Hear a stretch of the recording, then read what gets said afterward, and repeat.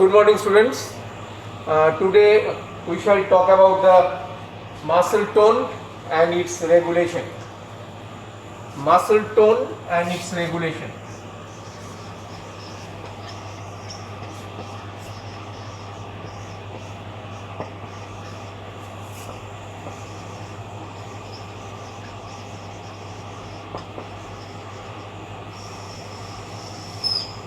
Muscle tone and its regulation. This is very important because in our day-to-day life we shall have to do a number of different physical activities which is dependent on the muscle tone. Posture and the equilibrium of the body is also dependent upon the muscle tone. So muscle tone is important. Now, what is muscle tone? What is the definition of muscle tone? The muscle tone means the state of partial contractility of the muscle. All the muscles in a living body are in a state of partial contractility. That state of partial contractility is known as the muscle tone. So, muscle tone means state of partial contractility. Partial.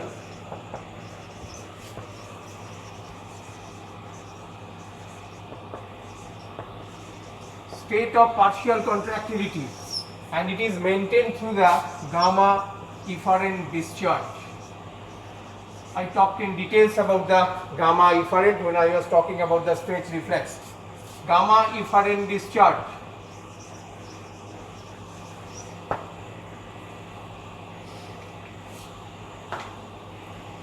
Now the muscle tone, how the muscle tone is tested, you have been taught in the practical classes how the muscle tone is tested. It is tested by passive movement or passive stretching of the muscle and the resistance offered by the monosynaptic reflex or the stretch reflex against the stretching. It is an idea which is built up whenever there is passive stretching of the muscle and the resistance offered by the muscle. So the resistance offered by the muscle is the muscle tone, which is assessed by the examiner on the subject. That is the assessment of the muscle tone. And depending upon that, the muscle tone can be divided into two. One is hypotonia, another is hypertonia.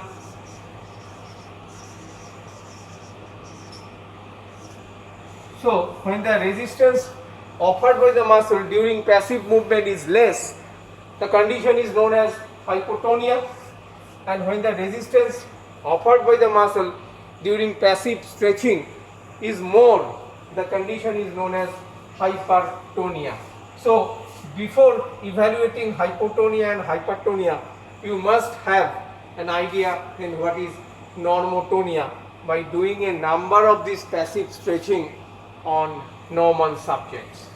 If you have got the idea of normotonia, then you will be able to differentiate between the hypotonia and hypertonia. Now this hypertonia is again of two types. One is rigidity, another is spasticity.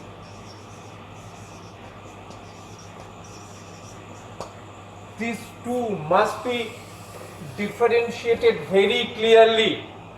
What is rigidity? Both are hypertonia. What is rigidity? Rigidity is the hypertonia pertaining to both the flexor and the extensor group of muscles. Hypertonia pertaining to both the flexor and the extensor group of muscles. Say for example in the elbow joint, it is both the triceps as well as the biceps. The same amount of increased resistance which is felt during passive movement of the elbow joint. So that is rigidity. What is spasticity? It is also hypertonia, but here the tone is much more in case of the extensor group than the flexor group. Normally, physiologically, the tone of the extensor group of the muscles in our body are more compared to the flexor group. So, what is spasticity?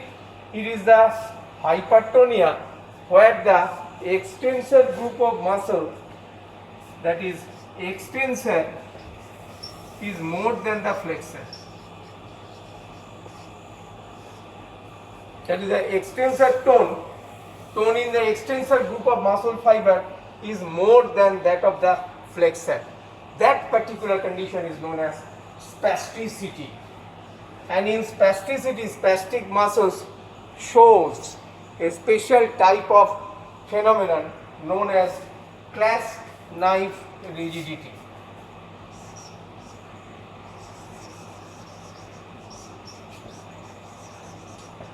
Clasp knife rigidity.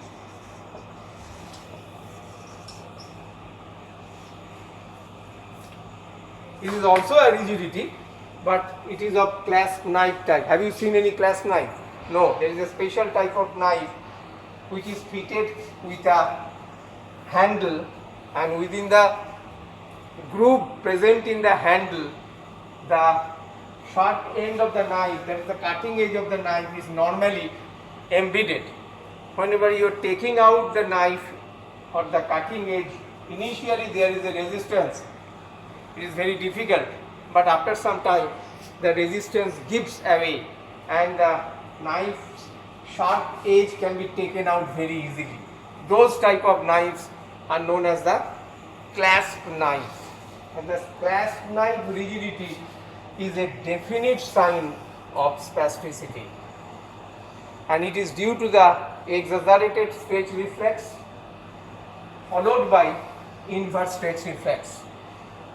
Whenever there is increased gamma motor discharge, the stretch reflex is exaggerated, so there is initial difficulty in taking out the sharp edge of the knife from its groove, followed by the development of inverse stretch reflex where the muscle relaxes and the second half of the movement becomes easier.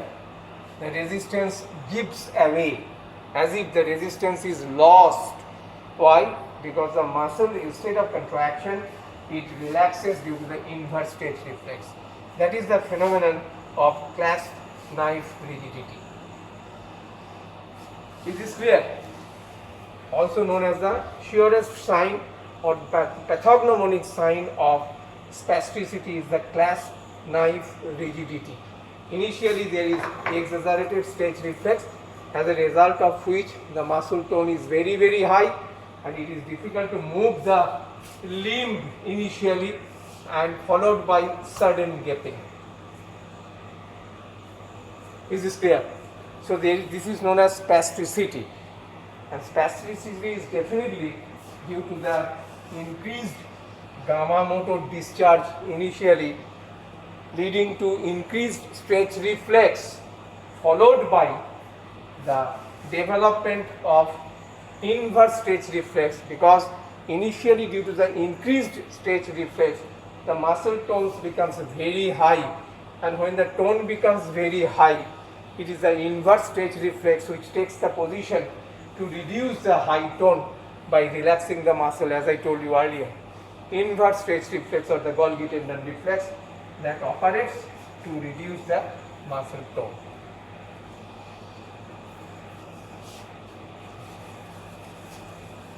Now, the regulation of muscle tone, very, very important.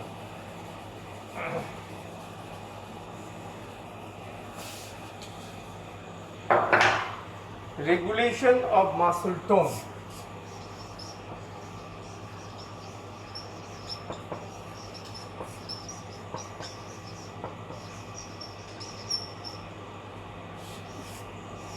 One is the spinal,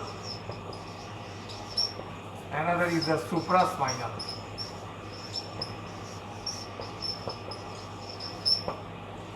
The spinal regulation I have already discussed, and this is by means of stretch reflex. The spinal regulation of the muscle tone is by stretch reflex. It is the supraspinal, which I will discuss now. Supraspinal regulation of muscle tone. The supraspinal regulation is very, very elaborate because the supraspinal regulation comes from the brainstem and influences the motor neurons present in the spinal cord, both mainly the gamma motor neuron and to some extent the alpha motor neuron. So let us see how the regulation takes place. Supraspinal regulation. The spinal regulation I have already discussed in the stretch reflex or the monosynaptic reflex. Supraspinal regulation. So it occurs at the different levels.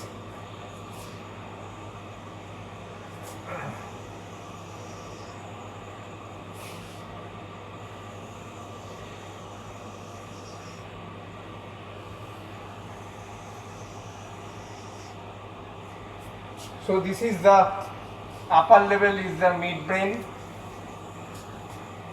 middle level is the pons, lower level is the medulla, and the lowest level is the spinal cord. So the spinal cord contains the two important motor neurons. One is the alpha motor neuron, another is the gamma motor neuron. It is the gamma motor neuron which plays the pivotal role, and the tracts which are coming from the brainstem, that is midbrain, pons and medulla, are mainly of two types. One is the vestibulospinal tract,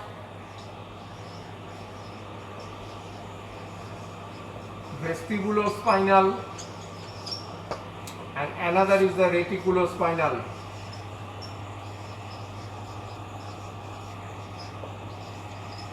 The vestibulospinal tract, which comes from above,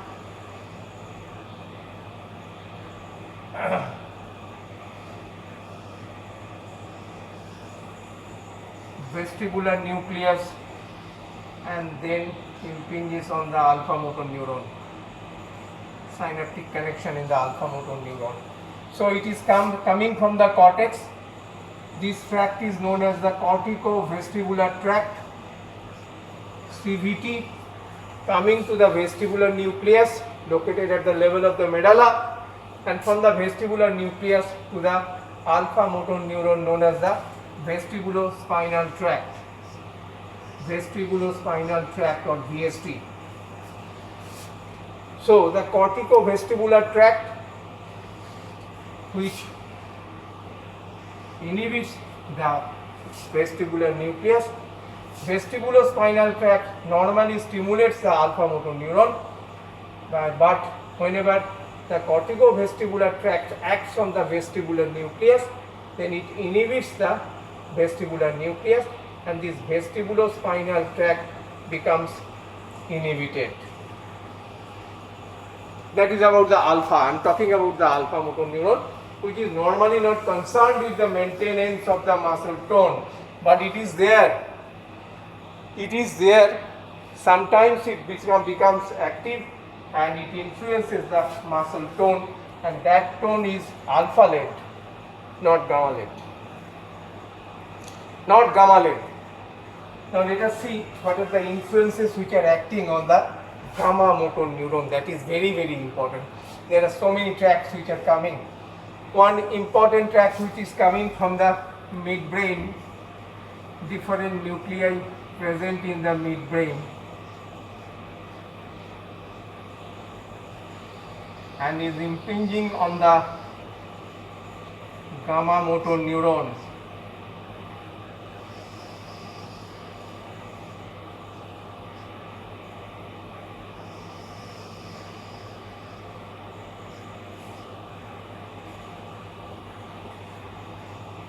midbrain. The nuclear origin is from the midbrain and the tracks are coming into the gamma motor neuron known as descending facilitatory system, descending facilitatory system or descending reticular formation facilitator.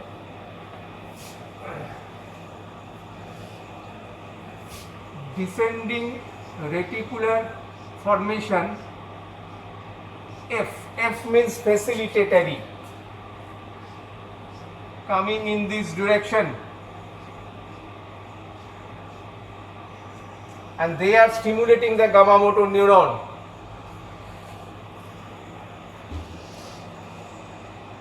So descending reticular formation facilitatory. Another is coming from the level of the pons and medulla.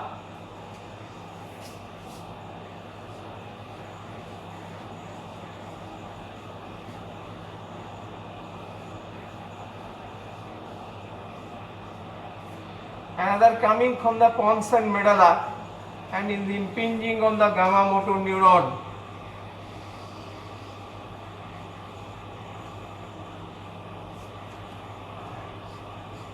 Impinging on the gamma motor neuron. This is known as descending reticular formation inhibitory. I for inhibitory. So two important influences, supraspinal influences are acting on the gamma motor neuron. One is originating from the midbrain, known as descending reticular formation facilitatory, and is terminating on the gamma motor neuron to facilitate the gamma motor neuron. One is coming from the level of the pons and medulla, known as descending reticular formation inhibitory, which is coming to act on the gamma motor neuron and inhibits the gamma motor neuron. This is facilitatory in nature plus, and this is inhibitory in nature minus.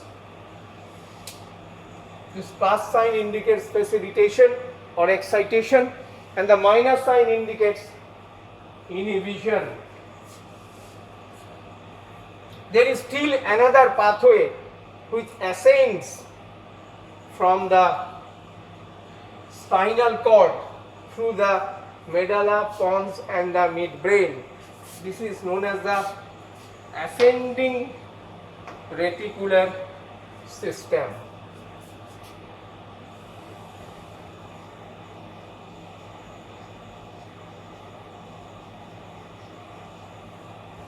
Ascending reticular system, and which stimulates this descending reticular formation, facilitating.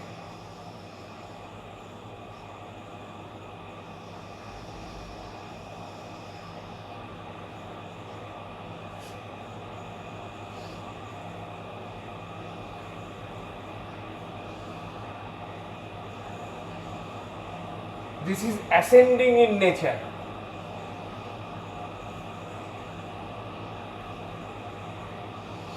And going to stimulate the descending reticular formation facilitatory. So facilitatory is getting its impulse from the midbrain to facilitate the gamma motor neuron, and this pathway itself is being facilitated by the ascending reticular formation ARFF. Ascending reticular formation facilitatory. This ascending reticular formation is also known as the reticular activating system, which I will teach in my next class. That is the reticular activating system, or RAS. But whenever it is going above, it is still going further above, no doubt about it. But our part concerned today is the role of ascending reticular formation, which is facilitatory, and during his ascent towards the higher center, towards the medulla, towards the midbrain, towards the highermost center, that is the thalamus, and from there into the cerebral cortex. It gives a very, very important twig or collateral to the descending reticular formation facilitated. DRF, but not the inhibitory. DRF is being stimulated by ascending reticular formation facilitatory, which is also known as the reticular activating system. This is also known as the reticular activating system or RAS. I will talk about RAS in my next class.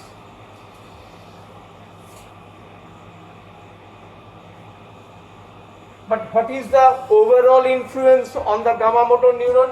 We have set aside the alpha motor neuron because it plays a very passive role in the maintenance of muscle tone. And you see, both these fibers, that is the alpha motor neuron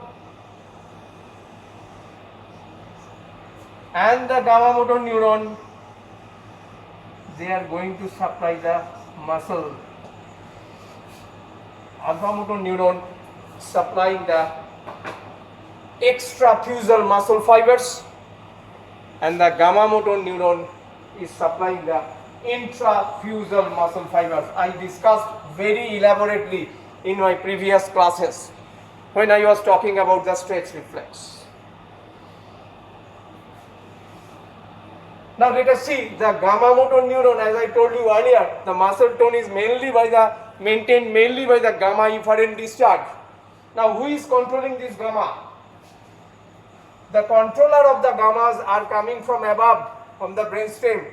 One is descending reticular formation facilitatory, another is descending reticular formation inhibitory.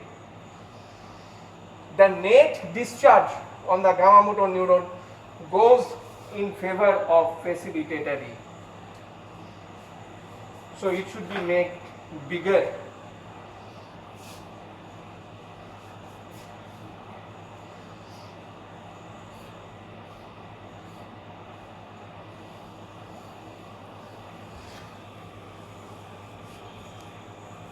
So the net supraspinal influence on the gamma motor neuron is facilitatory. This is facilitating, this is inhibiting, but the net effect on the gamma motor neuron is facilitatory. So there is always a discharge from the gamma motor neuron to the skeletal muscle, which is responsible for the maintenance of muscle tone. Normal muscle tone state of partial contractility is due to the chronic discharge from the gamma motor neuron to the muscle concerned. Why? Because the net supraspinal effect of both the facilitatory and inhibitory, they are tilting towards the facilitatory side. Why? The thing is very simple. It has got two influences. One is from the higher centers, another is from the ascending reticular system, or what is known as the RAS. At the level of the midbrain, they stimulate the descending reticular formation. So the influence of the facilitatory system is much more on the gamma motor neuron as compared to the minor inhibitory system. Is this clear? So that is the role of maintenance of the muscle tone by the supraspinal influences. Actually, what is supraspinal influences are doing? They are facilitating the gamma motor discharge, and the gamma motor discharge is responsible for the maintenance of muscle tone, as I told you initially at the beginning of my lecture, that it is maintained by the gamma efferent discharge. Now we will see one important experimental venture to ascertain the role of this supraspinal influence on the muscle tone. Now, if you make a section at the level of the midbrain, make a section at the level of the midbrain. The midbrain is the experimental animal. if you make a section at the level of the midbrain, what will happen? This is the section at the level of the midbrain. We have cut the midbrain at the level between the superior colliculus and the inferior colliculus. From your anatomical knowledge, you must be now knowing what is the superior colliculus and what is the inferior colliculus. They are located in the midbrain, and if you make a mid-pontine section between the superior colliculus and the inferior colliculus, what will happen? There will be development of hypertonia of the animal known as spasticity. This spasticity which I was discussing right now. Why? If you cut the supraspinal influence at the level of the midbrain, what will happen? The thing which will happen, that the descending reticular formation and the facilitatory as well as the inhibitory, they are normally not active on their own. They are dependent on some other factors. Say for example, if this DRF-I system, it is dependent upon the basal ganglia. So basal ganglia is sending influence to stimulate this descending reticular formation. Inhibited. So DRF-I or descending reticular formation inhibitory is not active on its own. It is dependent on the hierarchy or the higher systems, particularly the DRF-I, which is dependent upon the basal ganglia. Similarly, the DRF-F, which is dependent upon the ascending reticular formation, which is stimulating it. So these two systems, that is the descending reticular formation facilitatory and descending reticular formation inhibitory, they are not active on their own. They shall have to depend on other cerebral areas or the areas of the brain or the brainstem for their activation. For example, the descending reticular formation inhibitory is depending upon the basal ganglia. Descending reticular formation facilitatory is dependent upon the ascending reticular formation. You just see the mid-collicular section is done just above the ascending reticular formation, which is stimulating the descending reticular formation. The level should be at this level, just above the mid-collicular section, means it is just above the ascending reticular formation. The rash is just above the rash. The rash is supplying, it is going upwards, we are not bothered about that part, but this part at the level of the midbrain is very, very important. Why? Because it is supplying the descending reticular formation facilitatively. So what is happening when there is mid-collicular section at the level of the midbrain? If I cut in experimental animal, the animal will show severe rigidity of different groups of muscles, particularly the extensor group of muscles. The tone of the extensor group of muscles will be very, very high, and this hypertonicity is known as spasticity. Why? I am just explaining. Because if you cut the brainstem at the level of the midbrain, mid-collicular section between the superior and the inferior colliculus, what is happening? The basal ganglial influence on the descending reticular formation inhibitory is withdrawn. So this system is not functioning. There is no inhibition. The cortical influence on the descending reticular formation is also lost, but it has got a collateral supply from the ascending reticular system.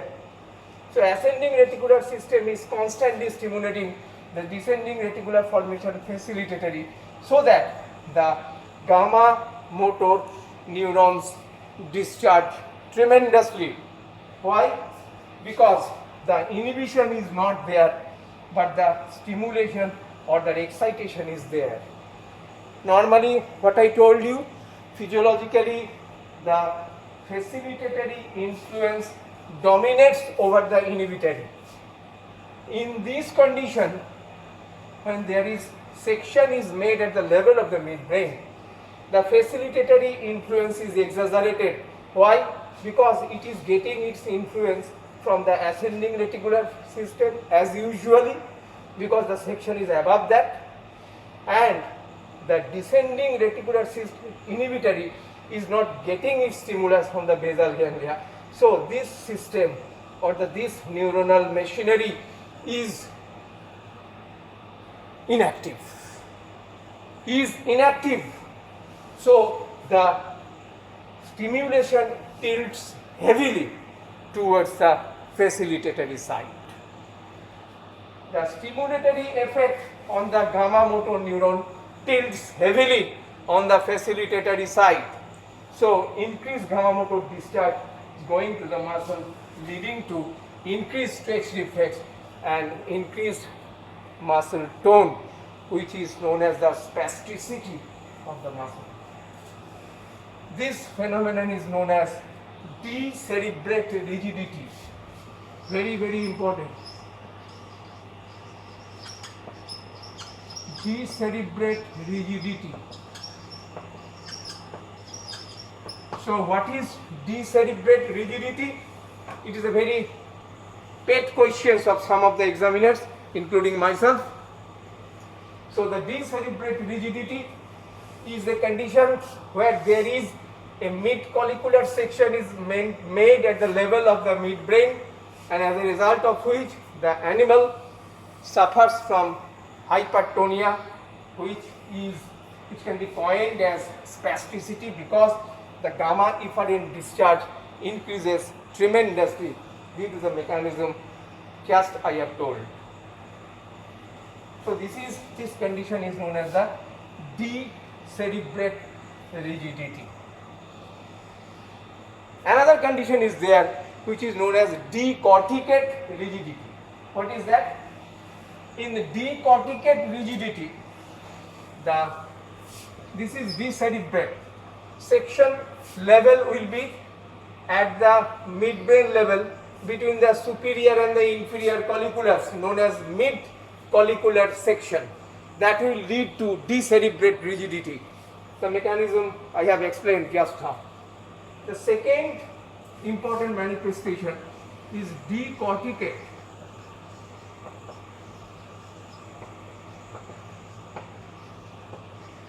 Decorticate rigidity. In this condition, only the cerebral cortex is removed. There is no influence on the basal ganglion pathway. So, the rigidity will be less. There will be rigidity because the cortical influences which are coming from above to this descending reticular formation, they will not be able to produce their role, that is coming from the cortex.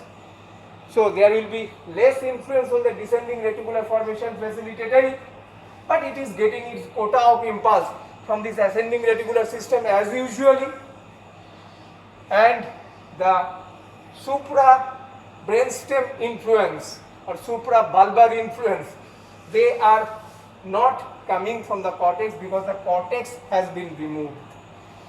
So in decorticate rigidity, the hypertonia will be less compared to the decerebrate rigidity. Why? Because the basal ganglion influence on the descending reticular formation inhibitory is there. Only the cortex is removed. Basal ganglia lies subcortically, you know. Is this clear? So that is decorticate rigidity. Here also there will be rigidity because that rigidity is due to the influence of the descending reticular formation,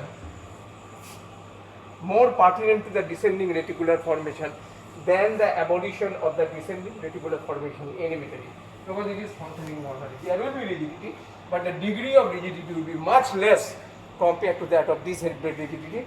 The cause is already explained. So decerebrate, decorticate rigidity. What about this tract? In mid-pontine section, this tract will also be affected. That is the tract which is superior control of the alpha motor neuron. Till now we are discussing on the gamma motor neuron, but what about this alpha motor neuron? Now, if this tract is cut, that is the corticovestibular tract. What will happen? There will be no inhibition of the vestibular nucleus, and if there is no inhibition of the vestibular nucleus, this vestibulospinal tract will be active, and there will be increased discharge from the alpha motor neuron 2. That will increase the muscle tone further. So there is increased gamma discharge, there is increased alpha discharge, which leads to tremendous rigidity of the muscle, and that is known as the hypertonia of superior degree, which occurs in case of the decerebrate rigidity. Because in decerebrate rigidity you are also cutting the corticovestibular tract, which is normally inhibiting the vestibular nucleus. If this tract is cut, the vestibular nucleus will go unabated, uninhibited, and vestibulospinal tract will start discharging to stimulate the alpha motor neuron. There will be more alpha discharge. But the role of gamma discharge is much more, as the gamma motor neuron is influenced by two important systems. One is the facilitatory system, another is the inhibitory system. Due to this section, the inhibitory system is totally off. The facilitatory center is getting its quota of impulse from the ascending reticular formation or RAS, so that it maintains its discharge from the gamma motor neuron. The gamma motor neuron discharge increases tremendously, coupled with some alpha motor discharge, and thereby the hypertonia is tremendous. The muscle tone increases tremendously. That's why the term rigidity is mentioned. Actually, it will be spasticity. Actually, it will be spasticity because of the increased gamma discharge. The muscle tone becomes very, very high. So much so that the clasp knife phenomenon operates over there. Is this clear? So that's all for today.